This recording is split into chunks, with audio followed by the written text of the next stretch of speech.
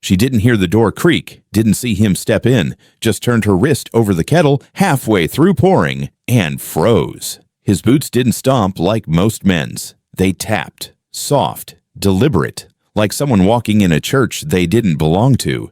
He didn't speak. He walked straight past the table, past the fire dying low in the hearth, past the coat rack stripped bare since last winter. From his satchel he pulled out a hat. Brown felt wide brim, worn hard around the edges. He hung it gently on the top hook, brim facing the wall. Then another, and another. 3 hats in total, each one positioned with care, each brim pressed flush against the pine wall like it owed it something. She still hadn't moved. He turned slow, looked at her with eyes that didn't blink enough. "I like 'em straight," he said, "just like Mama taught me." She didn't answer, just stared past the hats, at the lowest one.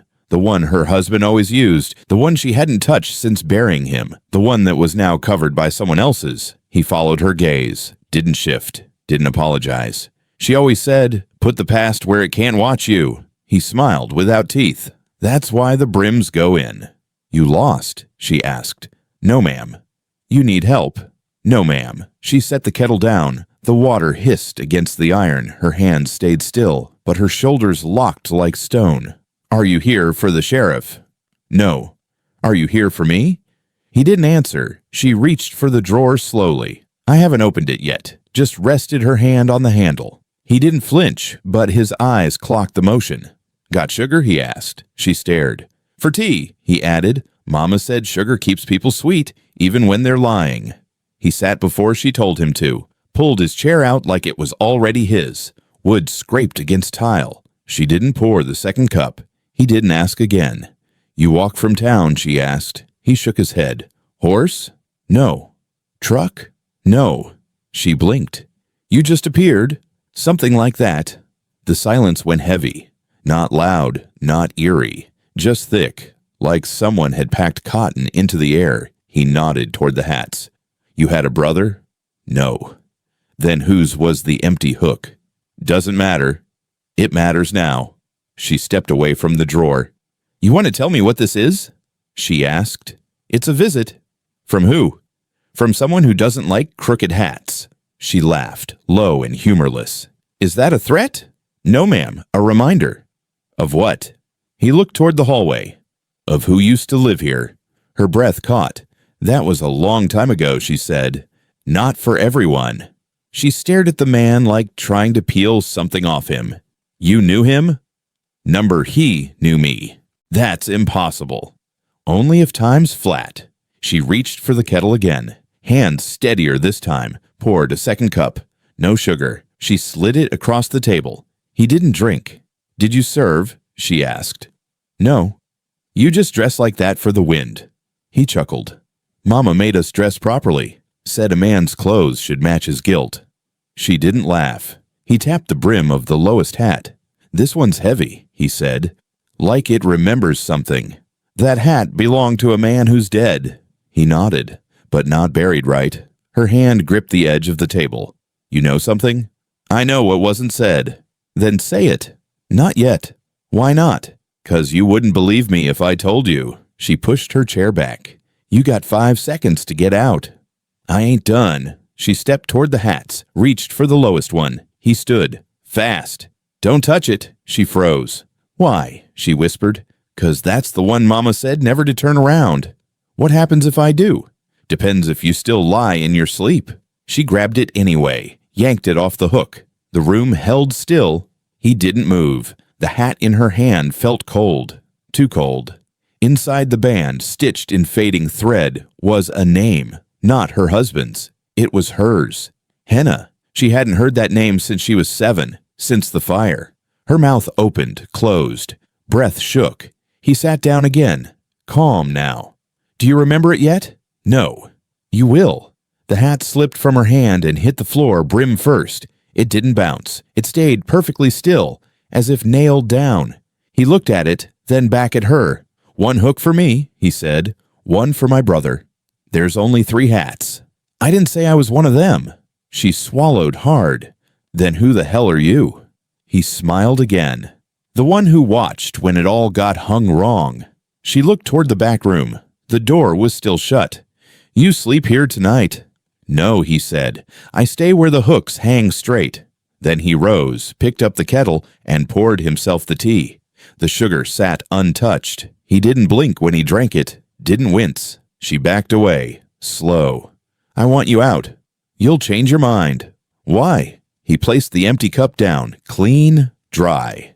"Because the past's coming back to hang its own hat." She didn't answer. He walked out without looking back. The hat stayed, and so did the name in her hands. She didn't sleep that night. The kettle cooled, untouched. The hat stayed just as he left them, brims pressed inward like they were praying to the wall. She sat by the window and watched the dark. Before dawn, he came back. No knock, no apology. Just walked in like it was still his mother's house, and she was the guest. "I need 2 hooks," he said. She didn't turn. "You already took 3. One's for me," he said. "The other's for my brother." She looked at him now. "You got a brother?" "Had." "Then he's dead." "Not sure." She stood. I walked to the wall, counted. "There's only 1 free," she said. He stared at it, didn't answer, just watched it like something buried beneath. "Then one of us ain't staying," he said. She folded her arms. "Are you planning to fight me over a hook?" "No, ma'am," he said. "I'm waiting to see if it fills itself." "You want to hang a ghost?" "Wouldn't be the first time." She stepped close. "You don't get to walk in here and turn grief into furniture." "I didn't bring grief," he said. It was already nailed to the wall. She tapped the wood. "This one stays empty." He tilted his head. "Then we're all just waiting now." "For what?" "For the one that claims it." She laughed once, dry. "Your brother coming through the door, too." He smiled. "He never needed doors." She stepped back. "That's enough." He didn't follow. "You said he had a brother," she said. Past tense. "That's right. Now you say he's coming."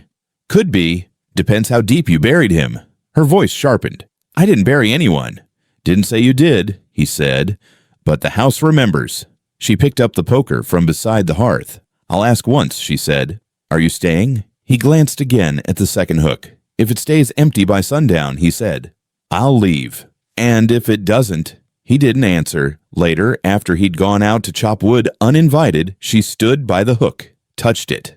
The metal was warm, not like fire, like skin. She checked the back room. Nothing moved. Same dust on the window. Same cradle no child ever used. She never broke the same silence. She found the old tin box beneath the floorboard, letters tied in string. One she never opened, her sister's last one, before the fire. She hasn't opened it now either. That night, she locked every door. She didn't hear him come back, but she heard the knock. Not on the door, on the porch. 3 soft taps, then nothing. She lit the lantern, stepped outside. The wind caught her skirt. The night smelled of split wood and something faintly sour. Then she saw it. An old child's boot, small, cracked, leather peeling. Laces gone. She bent down slowly, heart thudding. I picked it up. Inside the tongue, frayed thread stitched in shaky letters. Henna. Her name. Not the one she used now. The one her sister used when they were kids. The one only family knew. She dropped the boot, spun around. Nothing moved but the wind. She picked it back up, carried it inside, set it on the table like evidence. In the other room he was already sitting. No sound of entry, no sound of steps. "You recognize it?" he asked. She didn't speak. He pointed at it. "Mama made us all one. Said you weren't her child till your name was stitched." "My mama didn't do that." He leaned back. "Maybe not your mama," he said, "but someone's." She stepped closer. "You leave this?" "No, ma'am." "Then who did?" He looked at the second hook. "You said it yourself. There's only 1 free." She stared at the boot. "That's not possible." "Not for most." She picked it up. Checked the sole. Flat, almost worn through. "You said you had a brother." "I did." "What happened to him?" "Same thing that happened to everyone who didn't hang their hats right." Her voice cracked. "What do you want from me?" "Not me," he said. "The hook." "You think it wants something." "I think it remembers." She backed up. "That's not how things work." "It is here." She shook her head. "I'm not playing whatever game this is." He didn't move, just stared at the empty hook. "Neither's he," he said. Not anymore. She grabbed the poker again. You're leaving in the morning. I told you. Depends. I don't care what it depends on. This is my house. He looked around. Then why does everything in it remember someone else's story? She didn't answer. He stood. I walked to the hook, raised his hand. She stepped forward. Don't touch it. He didn't. Just hovered there. Do you feel it? He asked. No. Then you're lucky. He turned and left. This time she didn't follow. She just stood there, staring at the hook, waiting for it to stay empty. She lit the fire before dawn, threw the boot in without ceremony. No prayers, no salt, just flame. It curled fast like it wanted to burn, but then it stopped. Leather blackened but wouldn't break. Stitching smoldered but didn't catch. Smoke rose sharp, chemical, like something that shouldn't be near lungs. She grabbed the tongs, pulled it back out. Still intact, still solid. Heat steamed off it, but the sole looked dry. She flipped it. Something shifted in the heel. A soft clink. She slid it open with the fire knife. Inside, buried in old cotton and ash, was a spoon. Bent. Engraved. She wiped the soot. Letters cut shallow, like done in secret. ML. She dropped it. It hit the floor wrong. Didn't clang. Didn't ring. Just landed. Like a whisper hitting dirt. She sat hard.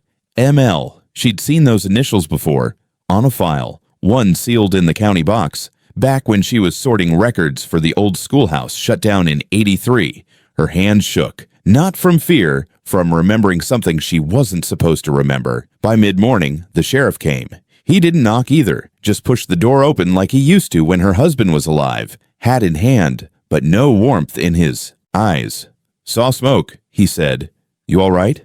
No, she said. You got a minute? He closed the door, didn't sit. A man came here, she said. I heard. He left something. She pointed to the boot, now sitting on the counter. Half burnt, split, spoon resting beside it like a warning. The sheriff walked over, leaned close. Where'd you find it? On my porch. He stared longer than he needed to. You know what this means? She asked. I know what it used to mean, he said. That a child got tagged. He flinched. Don't use that word. You use a better one then. He didn't speak. She held the spoon up. Have you ever seen this mark before? ML, he said quietly. Yeah, so have I. She watched him. His eyes gave away more than his mouth ever would. You didn't burn all the files, she said. No. You kept the sealed ones. I had to. Why? In case they ever came back. They? The ones who used spoons instead of names. She went quiet. The fire crackled low behind them. He stepped back from the counter. Did the man say anything? Just that he needed 2 hooks. Did he say who his brother was? No. Did he mention the spoons? She said it flat, direct. The sheriff froze. You knew he would, didn't you? He looked at the wall, not at the hooks, above them, at the spot where the child portrait used to hang before she took it down. I think he was one of them, the sheriff said. From the files? From the basement, before it burned. That building's ash. Not everything turned. She leaned in. Should I let him stay? No. Too late, she said. He already did. The sheriff's voice dropped. Then don't let him in again. He never really left. The door creaked behind them. They both turned. Nothing. But the second hook was no longer empty. A child's satchel now hung there, small, worn, red canvas like they used in the old state-run homes. She stepped toward it. Don't, the sheriff warned. She touched the flap. Inside, soft rustling. She pulled out a folded page. The sheriff exhaled sharp. Don't open it. She did anyway. It was a sketch. 12 names in a circle. All initials. All spoon-matched. And in the center, a line. Mama said, if you bend once, you stay bent. The sheriff backed up. I should have burned it all, he muttered. You didn't. I thought it was over. It wasn't. She looked at the second hook. At the bag. That satchel didn't come with him last night, she said. The sheriff nodded. Then he's not alone, he said. Or he's not who you think. She turned to him. You still got names? In the truck. Bring them. He hesitated. You sure? I'm tired of half-truths. He walked out fast, didn't look back. She stared at the second hook. The satchel didn't move, but the wall behind it felt like it was breathing, just slow enough not to see, just steady enough not to stop. She waited until he was gone. Stranger, sheriff, all of them. Waited for the sound of the truck to fade down the gravel, waited for the wind to go still. Then she pulled the tin box from under the floorboards. It rattled. She sat at the kitchen table, cleared off the spoon, the burnt boot, the folded names, laid the box down like it was alive. She stared for a while, then undid the string. The file inside was thick, yellowed, tied with a blue ribbon she remembered from county storage, back when they used colors to mark danger, not dates. She'd lifted it once by mistake, saw her own name in the index, and slammed it shut. Never opened it again. Until now. The handwriting was fine. Female. Curled letters. Neat rows. First names only. No surnames, no dates, no birthplaces, just a looping list of initials and notes. Can't cry. Sleeps with teeth clenched. Favors. Silence. She flipped the page. At the bottom, circled twice in red pencil, Letty, her sister's name. She pressed her hand over it, felt heat underneath, not from memory, from something else, something still warm. She traced the name, slow. Letty had been 11 when the fire took the church. They said she died with the rest, but no remains had ever been found, no funeral, just a name on a plaque and a hole too clean. She stood.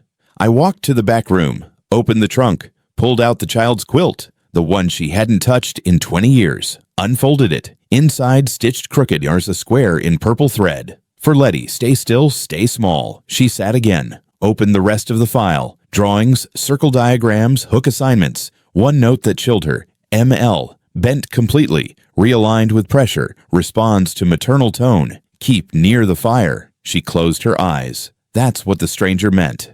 Mama taught me. She was halfway to the satchel before she realized she was holding her breath. She pulled it down, set it beside the file, dug through the canvas, found the second drawing. A ring of children, backs turned, names written on their shoes. She didn't remember the names, but she remembered the shoes.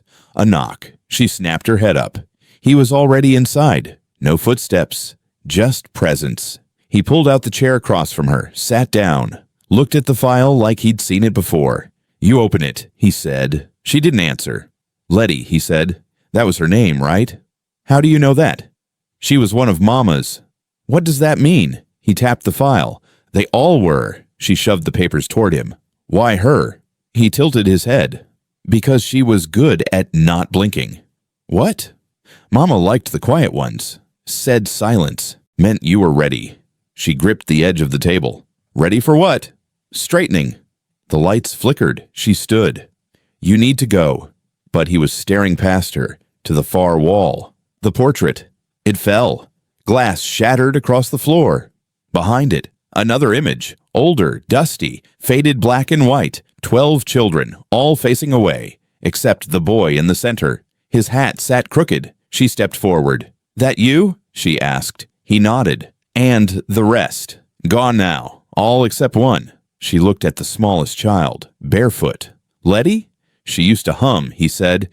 Even after. The words fell into the room like ash. She turned. What did they do to her? She didn't scream, he said. Mama said that made her a keeper. The word landed wrong. A what? One who stays. She backed toward the file, flipped through pages, notes, sketches, more initials. Where were these taken? She asked. He pointed to the corner of the photo, a cracked sign behind the group. Mission House for the Tempering of Youth. You know where it is? He didn't blink. It's under the orchard now. She stared. That orchard's been dead for 20 years. He stood. I walked to the hooks, stared at the second one. The satchel is gone. I hung it, he said. She took it back. Letty? She's still waiting to be unbent. You said the rest were gone. Gone, but not clean. She picked up the spoon. Hold it out. What does this mean? He looked at it like it was sacred. It's her mark, he said. Burn it right this time. And if I don't, he turned. She'll come crooked. Then he walked out again. The door didn't creak, but the hook did. The morning light hit the wall wrong, pale and sour, like it came from behind the house instead of above it. She poured her coffee slowly. Her fingers weren't steady.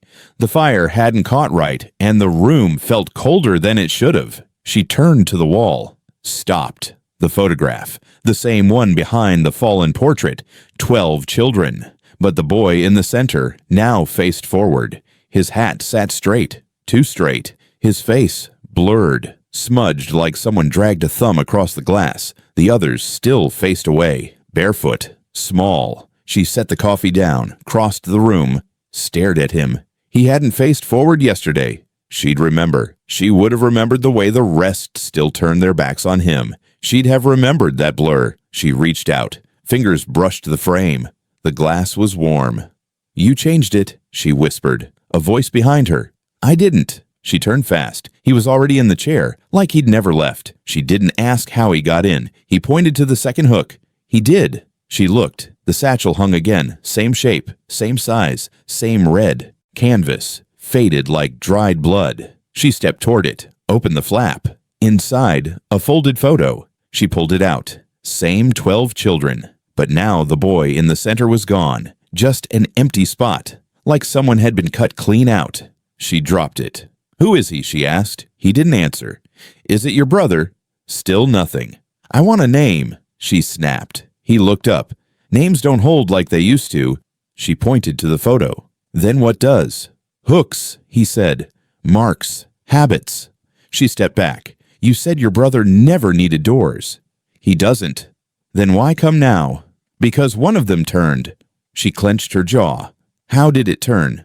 To face forward.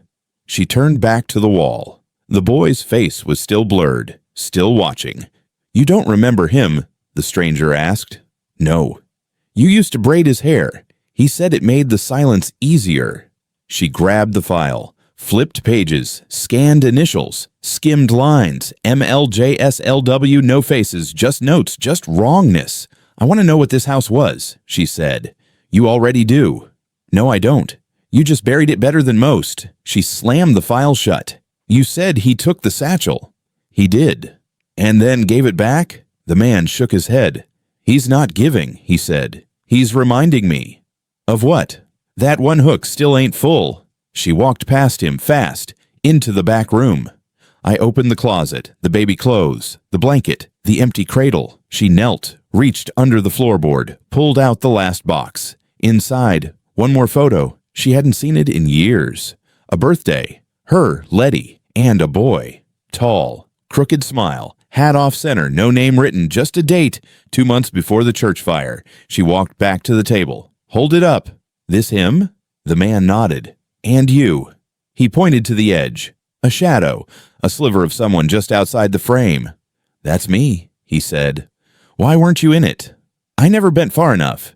She sat down. "What happens if he remembers me?" "You'll forget yourself." She stared at the satchel. "What happens if I remember first?" "He might stay crooked." That night, she locked every door, bolted the windows, lit the hearth high. Still, the cold got in. She stayed up, sat in the rocker, file on her lap, spoon in her pocket. Midnight came, then the humming started. Software crooked, a child's voice, not from the walls, from the hallway. She stood. The fire flinched low. The humming didn't stop. It wasn't a song. It was just one note, held wrong, bent upward at the end like a question no one should ask. She stepped into the hall. The hum grew louder. Each step took her further back in memory. The stairs creaked. The second hook creaked louder. She turned.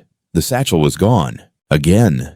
The hook swayed on its own. The photo on the wall blurred further. The boy's face is now completely wiped, but his shadow stayed. The hum followed her into sleep, coiling behind her ribs, low and wrong. It didn't fade with distance or deepen with dream.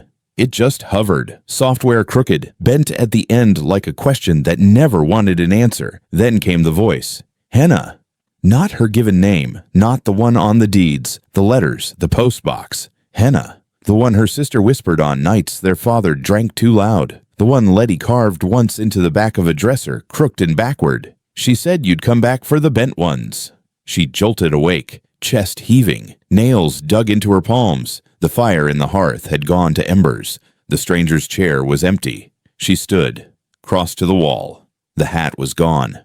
Her breath caught. On the second hook, something else had taken its place. A comb, pale, white, bone, not ivory. Its teeth are uneven. One was missing. The shape curved slightly, not broken, just wrong. She reached for it, slow. I picked it up. The comb was warm, not like it had been in a pocket. Warm like something alive had been holding it. Or wearing it. She turned to the chair, still rocking slightly. The stranger wasn't there, but his boots were. Still wet, still steaming faintly from the soles, like they'd just left the rain, though it hadn't rained in weeks. She walked to the door. I opened it. There, etched into the earth, was a line of salt. Not poured, dragged. From her doorstep, a winding trail led out across the yard, through the orchard, toward the old barn. She followed it, lantern in one hand, comb in the other. The salt split in places where the wind had caught it, but the trail held, clear, meandering like someone had walked it backward. The orchard loomed. The trees had been bare since 2001, but their roots grew deep. Her husband said they'd never bear fruit again. Too much ash in the soil, too much history. The trail led through the center row toward the barn. She hadn't stepped inside it in over a decade. A storm had torn the roof years ago. One corner collapsed. She'd meant to tear it down. She never did. Now, it waited. Hollow. The door creaked before she touched it. Salt dusted the threshold. She stepped inside. Still air, cold and thick. Dust clung to rafters like spider webs no longer spun. In the center stall, something waited. She raised the lantern. A child's coat. Red canvas. Folded. Too neat. A single boot was placed beside it. Inside the boot, a page. She bent. I pulled it free. The handwriting was looping. Neat. Faint. She said you'd come back for the bent ones. Below it, smaller. We remember who kept still. She straightened. Hold the page like a verdict. The humming returned. Close now. Inside the barn. She turned. Nothing moved. Not the rafters. Not the hay. Not the walls. She turned back. The coat was gone. The boot, too. Only the page remained. And the salt curling back out the door like a retreating wave. Her breath grew shallow. She stepped backward, keeping the light high. Behind her, something scraped. A soft shuffle, like barefoot steps across dry wood. She spun. Raised the comb. Henna! The voice again. Too close. Too exact. She backed out of the barn, slammed the door, didn't run, walked fast, retracing the salt. The humming followed, matching her steps. One note, off key, the sound of something too old to sing, trying to remember how. Back inside, she locked the door, bolted it, sealed the windows, but the humming didn't stop. She turned to the hooks.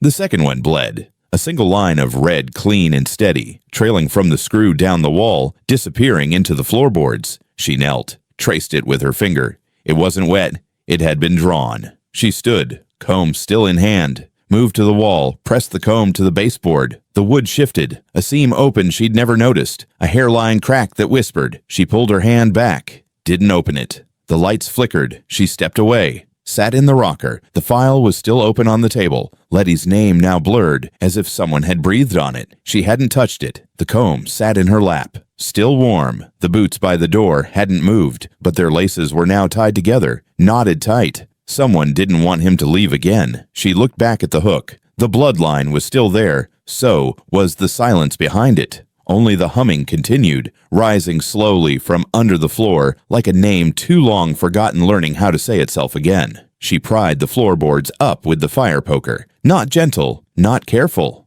The crack in the wall had widened overnight, and the humming had gone silent at dawn, which felt worse. The boards lifted easily. The wood beneath wasn't fresh. It was black, charred, wrong. She knelt, the lantern burning close, and scraped with her hand. The soot came loose. Flakes of ash clung to her knuckles, and then she saw it. Chairs, a stack of them, tiny, too small for adults, too narrow for comfort, each one blackened but not burned through, preserved. She reached in and pulled one free, its legs bent inward like they'd never been allowed to stretch. She turned it. A name was carved into the underside, Loma. The second chair, Elsie. The third, Letty.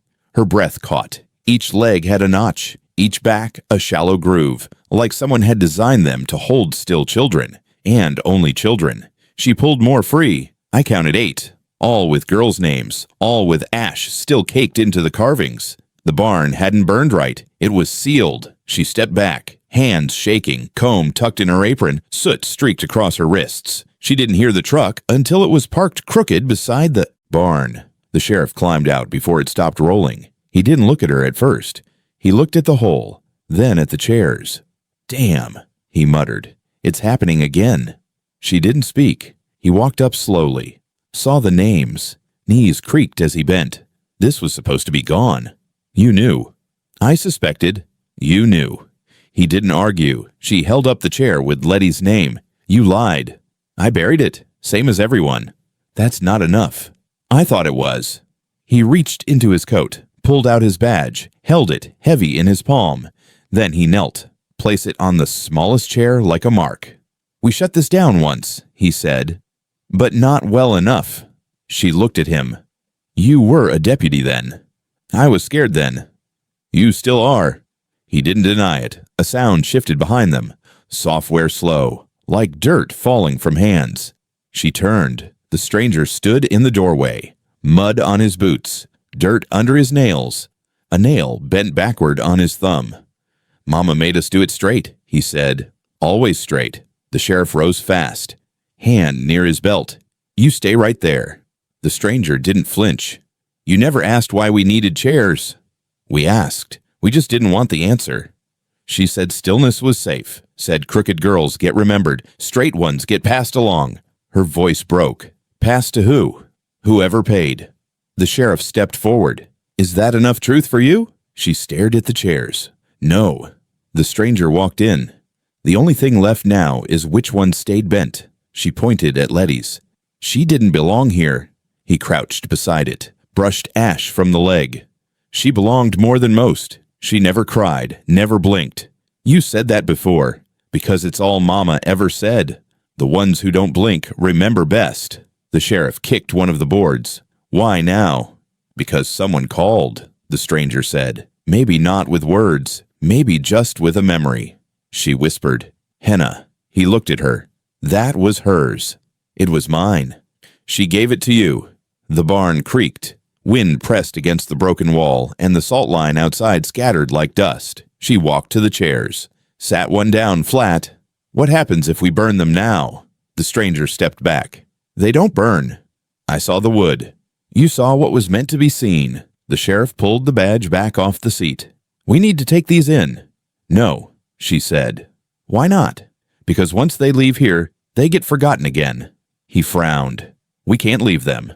"Number, but we don't hide them either." She pointed to the far wall. "We line them up." The sheriff looked at the stranger. He nodded. 12 of them, all in a row. That's what Mama did. "And what did she say after?" the sheriff asked. "She said, if they face forward, they're free." They set to work, lined each chair along the far side of the barn, careful not to scrub away the names. The sun dipped low. She placed Letty's last. Then I stepped back. 11 chairs faced inward. One, just one, shifted. It turned itself forward. Letty's. The humming started again. Not wrong this time. Just sad. Like a child alone in a hallway, singing so someone knows they're still breathing.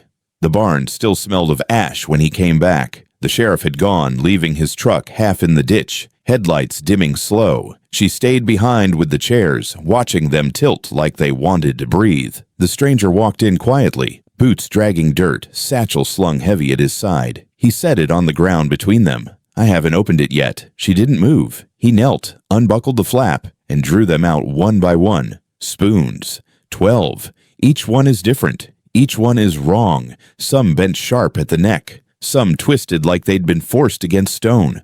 All of them dark with stains that never washed out. He laid them in 2 neat rows. "This one's yours," he said, holding the smallest. The handle was jagged, the letters carved rough, shallow, a name she didn't want to see but couldn't stop reading. "Henna." Her stomach dropped. "You screamed the most," he added. She backed away, chair legs scraping wood. "I wasn't there." "You were," he said. His voice didn't rise, it didn't break. Just flat, cold. "You just forgot it was crooked." She shook her head. "No." You all screamed, he said. That's how she knew which ones to keep. The bent ones don't stay silent. She gripped the comb still in her pocket, teeth digging her palm. You're lying. He laid another spoon out. The name carved there, Letty. Her knees gave. She sank down hard on the dirt. She never bent back, he said. Not once. Mama said she was the best. The humming started again. Low. Crooked. From nowhere. From everywhere. She clutched her ears. Stop. It won't stop, he said. Not till you remember. She stared at the spoon with her name. It looked too small for her hand, more like it belonged to a child. I can't, she whispered. You already did. You just buried it. The lantern flame flickered. She looked up. The photograph on the wall, 12 children, backs turned, wasn't the same. Now one faced forward. Not the boy. Her. A girl with her eyes, her crooked smile, her hat tilted to the side. And Letty, gone. Her sister was erased. She choked on air. No, she was there. He leaned closer. Dirt streaked down his face like tears that had hardened into lines. She gave it to you. The crookedness. Said you'd carry it if she couldn't. The humming swelled, climbing the rafters, pressing her into the floor.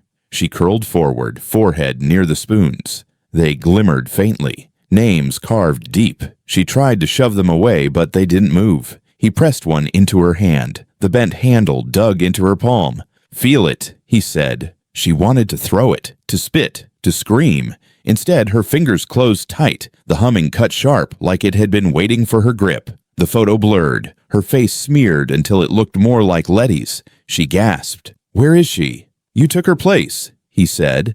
No, you did. Her tears fell onto the spoon. The stain on the bowl seemed to darken, as if fed. The chairs along the wall creaked. One by one, their legs tapped the floor in unison. She dropped the spoon, scrambled back. The stranger didn't move. Mama said bent things stay bent, he murmured. But sometimes one bends for another. Her hands shook. You're trying to trick me. He shook his head. I don't have to. The photograph shifted again. The girl in the crooked hat, her, turned slightly more, face clearer. The blur was gone. Letty's space was still empty. She clawed at the frame, tried to rip it down. It wouldn't budge. The humming rose until the walls shook. She collapsed to her knees, covered her face. The spoons clattered on the floor, but not where he'd placed them. They arranged themselves in a circle. One space left open, for hers. She rocked against the dirt, whispering, I wasn't there. I wasn't there. I wasn't. The stranger crouched close. His breath was warm, steady. You were, he said, and you always will be. The humming cut off. Silence heavier than sound filled the barn. The only noise left was her breath, jagged and uneven, and the faint scrape of the bent spoon in her hand. By morning, the barn was too quiet. The chairs hadn't moved, but they no longer felt still. They waited. She sat in the dirt, eyes fixed on the crooked spoon resting beside her. The name was still carved into the handle. Henna. She hadn't touched it again. She didn't have to. It had already touched her. The sheriff returned just after sunrise. He didn't call out, didn't park right. His truck door creaked open and didn't shut. His boots hit the ground slowly. She didn't look at him when he stepped inside the barn. He scanned the chairs, saw the photo on the wall, now changed again. Her face had taken full shape. Her sister was still gone. He walked past the line of chairs and stopped at the smallest one. His badge still sat on the seat. He reached for it, gripped the edge, pulled. It didn't lift. He yanked harder. The badge split clean in half, one piece in his palm, the other clattered to the ground. He stared down at it like it had never belonged to him. That's it, he whispered. It wasn't justice. It was an inventory. She turned. You knew. He nodded barely. We thought we were stopping something. Thought we were cleaning up after the monsters. Turns out you were just counting spoons. He didn't argue. The barn light shifted. The door creaked without wind. The stranger stood there, hands empty, satchel gone. His face looked older, or maybe just truer. He walked to the far wall, the one behind the chairs, bent low, pulled aside a bale of straw she hadn't noticed before. Underneath, a trap door. He opened it. The sheriff stepped forward. I thought it collapsed. It never did, the stranger said. They just stopped looking. The door creaked back. A single stair descended into the dark. The stranger lit a lantern, passed it to her. "You should go first." She hesitated, then descended. The cellar was colder than the air above, but not damp, not moldy. The cold was too clean, like a place sealed to keep memories fresh. She held the lantern out, slow. Jars, dozens of them, lined against the walls, placed on shelves, each the size of a child's head. She walked forward. Each jar had a label, straightened, silenced, returned. The ink was faded but legible, script careful, meant to last. The sheriff followed her down. He didn't speak. The stranger moved behind them, quiet as a shadow. She stopped in front of a high shelf, reached up, dusted the glass. One label stood out from the rest. Henna. The jar was sealed with wax, still intact. She pulled it down. Inside, floating in faintly pink liquid, a lock of hair, pale brown, curled tight, and a spoon, bent, smaller than the one upstairs, the letters carved deeper. She wiped at her face, not knowing when the tears started. She turned to the stranger. "What is this?" He stepped closer. "It's the part they kept, the part they needed to forget before they passed you on." The sheriff shook his head. "We didn't know they did this." "You didn't want to," she said. He lowered his head. The stranger pointed to the far wall. They only sealed the jars of the ones who bent just right. Not too much, not too little, just enough to mold. She walked past shelf after shelf, found jars labeled with names she remembered faintly from school, from the orphanage, from files she was told to shred. Elsie, Loma, May, R.T.L.W. Letty. Her steps stopped. The jar with Letty's name was cracked. Inside, nothing. She turned trembling. "Why is it empty?" "Because she never bent," the stranger said. "She slipped through." "Where?" "No one knows. But she wasn't theirs in the end." She set her own jar down. Her hands shook too badly to hold it. The sheriff sat on the steps, quiet. "I wore the badge for 22 years. You only held half of it," the stranger said. "The other half was hers." She turned to him. "Whose?" He pointed at the badge still broken on the barn floor. "Mama's," he said. "She gave the rest of it to everyone who helped." The sheriff stared at his boots. The lantern flickered once, then steadied. She picked the jar back up, pressed it to her chest. "I'm burning this." The stranger didn't stop her. "I'm burning them all," she added. Still, no one argued. She climbed the stairs, one step at a time. When she reached the barn again, the sun was higher. The wind had started. The chairs still lined the wall. She placed the jar on the ground, opened the lid, poured the contents onto the dirt. The hair curled against the straw. The spoon landed without a sound. The wind carried the smell of salt and something else, something like old soap and iron. The stranger walked to her side. "Now what?" she asked. He handed her the other spoons. "All 12, he said. "You get to decide which ones deserve fire." She didn't hesitate. She dropped them, one by one, into the fire pit behind the barn. The flames hissed, not high, not violent, but steady, and not a single spoon bent back. She carved slowly. Each letter is deeper than the last. The wall didn't fight her. It gave, soft and tired, like it had been waiting for the name to come home. Lettie, 6 letters, uneven, crooked. Her sister's name had never sat straight on paper, and now it didn't sit straight on wood either. She stepped back. The knife hung loose in her hand. The air behind her changed, warmer, denser. The wall began to weep. At first she thought it was her eyes, some trick of light or exhaustion, but no. It bled. Not red, not water. Something thick and clear slid from the carved name, ran down between the hooks, pooling just above the baseboard. One drop, then another. Then all 3 hats fell. They dropped at once like something had pulled them down. She spun, heart pounding.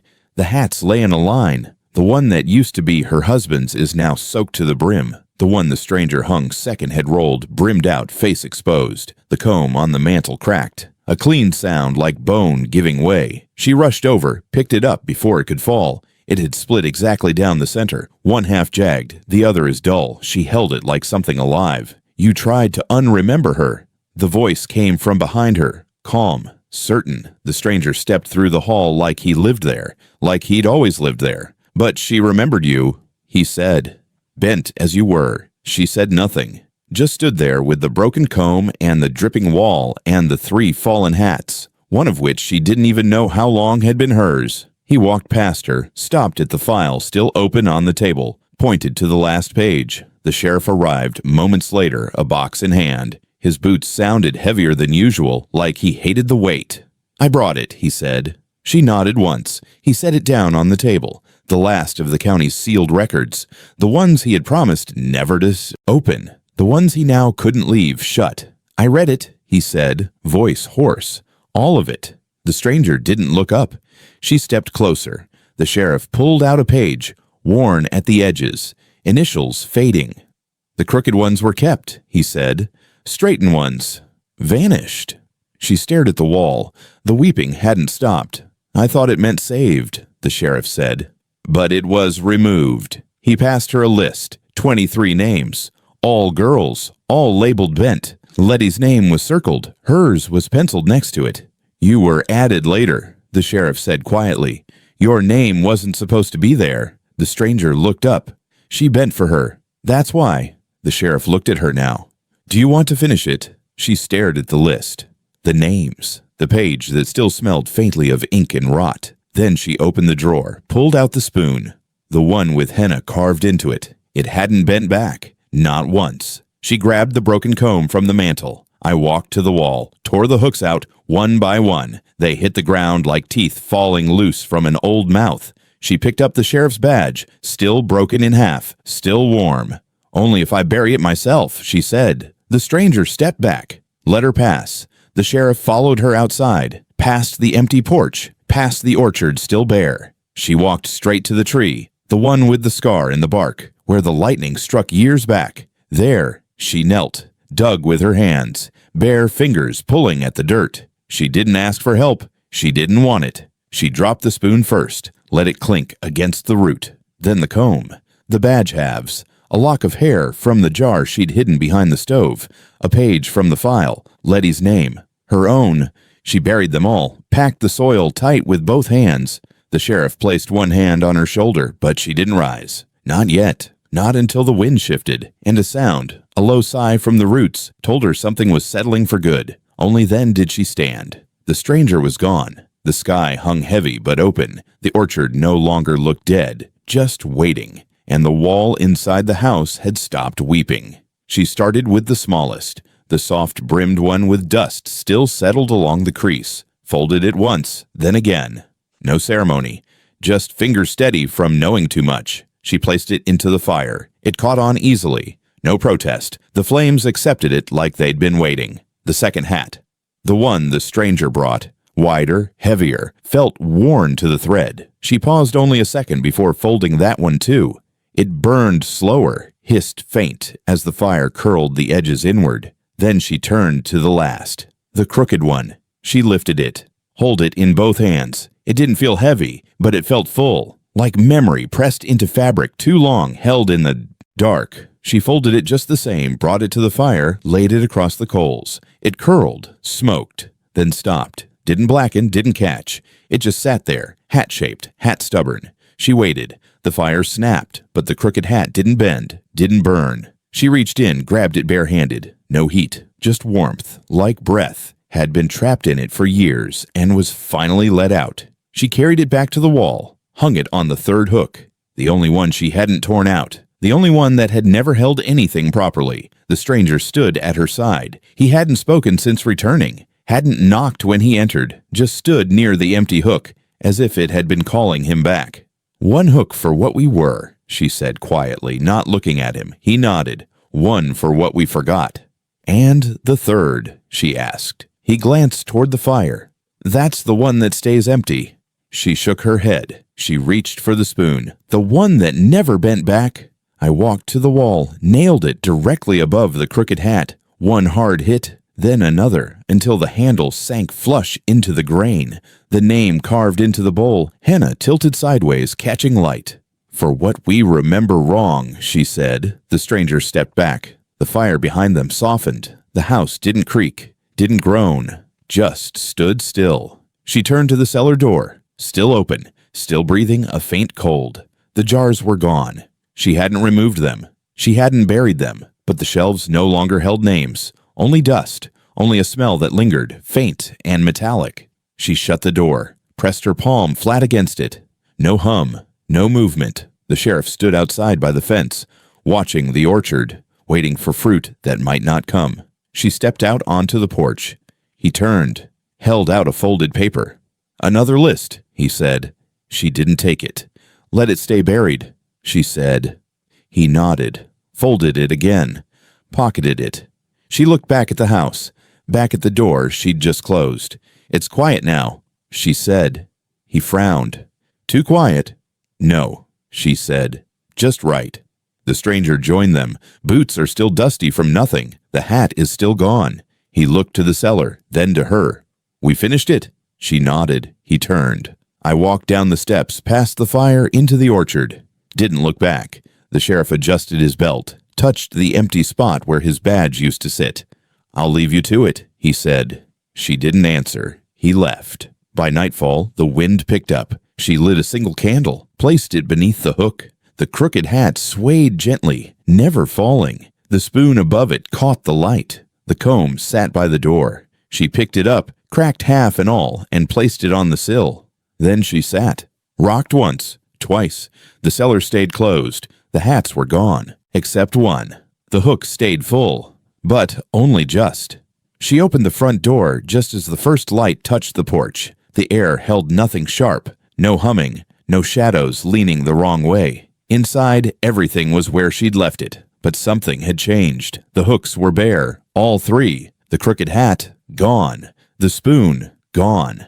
Only faint impressions remained, dustless patches worn smooth by memory. She stepped in slowly, her eyes drawn to the wall above the table. The photograph. It wasn't what it had been. The children no longer faced away. All 12 now stood turned toward the camera. Every face is clear, no smears, no blurs. Their eyes didn't shine. They didn't smile except for one, Letty. She stood in the middle, chin lifted, hat slightly askew. A smile tugged at the corner of her mouth, small, stubborn, just like she'd always worn when daring someone to stop her from speaking. The girl next to her, Henna, stood straighter than before, bent no longer. She stepped closer to the frame, reached out, touched the glass. It felt warm. Behind her, the fire crackled. She hadn't lit it, but it burned steadily. No smoke, just heat. Clean, alive. A knock at the fence. She stepped out. The sheriff passed by without a word. No clipboard, no papers, no law to carry.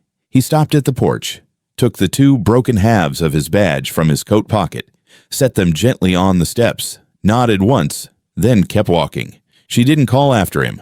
I didn't need to. She looked at the badge pieces. No longer weight, just metal.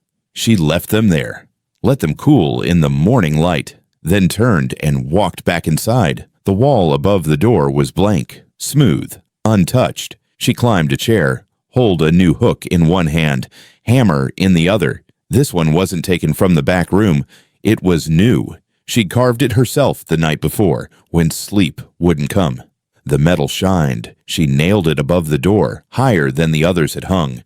Not to be reached, just to be seen. She didn't hang anything from it. Left it bare, empty, on purpose. By the hearth, the bone comb rested on the sill. No longer split, no longer warm. She picked it up, brushed the teeth once across her palm. Smooth. She placed it beside the fire, not close enough to burn, just near enough to remember. The cellar stayed closed. She hadn't opened it again. I didn't need to. What had lived there had left, or maybe returned to wherever memory sleeps when it's finished. She sat by the table. The file was gone. Only one page remained, tucked under the lantern base. She slid it out. Letty's name, no longer circled, no longer marked, just there, quiet, whole. She folded it once, slid it behind the frame of the photograph, let it live there. Outside, the orchard rustled. One pair hung low from the tree with the scar across its trunk. The wind didn't shake it loose. It stayed. She stepped. Outside again. Listened. No humming. No footsteps in the gravel. Just the sound of a place taking its breath back. She sat on the porch, badge pieces still cool beside her. The chairs didn't rock unless she moved them. The porch wood didn't groan like before. The house, it seemed, had found its stillness. Not silence, stillness, not emptiness, just space. Space enough to begin again. She looked at the hook above the door, felt the air move around it. If they come back, she said, softly, to no one and everyone, I'll show them how to hang it right. Not inward, not crooked, forward, always forward. And inside, the photograph agreed. She didn't mean to dream that night. Sleep had come quiet, not heavy. The kind of sleep that watches from the doorway but doesn't cross the room. And then she heard the knock. Not on the door, on the wall. 3 slow taps, spaced like someone counting years between each. She woke up with her hand already on the poker. The fire hadn't burned out, but it burned low. Still breathing. She rose, moved toward the door, didn't open it. Instead, she looked up at the hook she'd nailed above the frame. Still bare, still shining, still waiting. Outside, the wind pressed gently against the house. It wasn't cold. It wasn't warm. It was asking. She stepped out barefoot. The wood was damp with early mist. The grass beyond the porch held its silence. She looked toward the orchard and saw the hook. It wasn't hers. It wasn't the one she'd hung.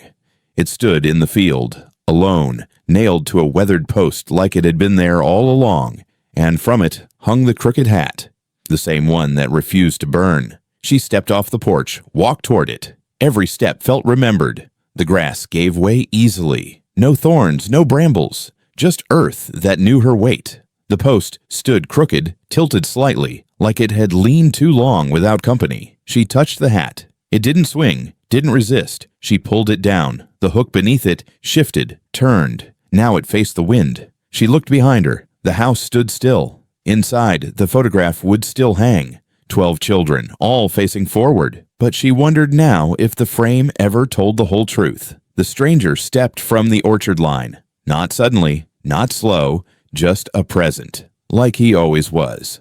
That one never left, he said, nodding at the hat in her hand.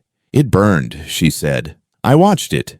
You watched it change shape, he said. Not everything that curls is gone. She turned to the post.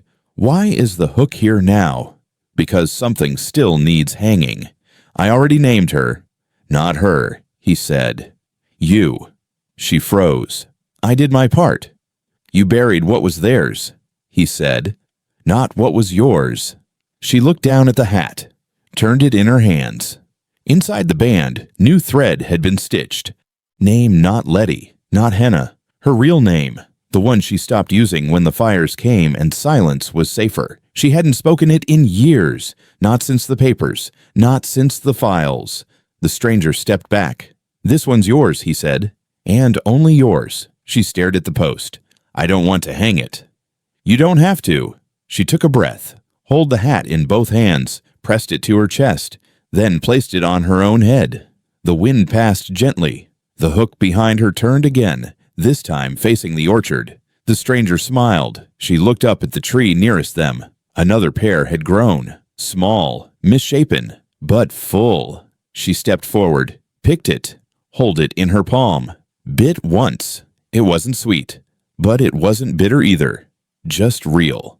The wind picked up again. This time it didn't knock. It carried.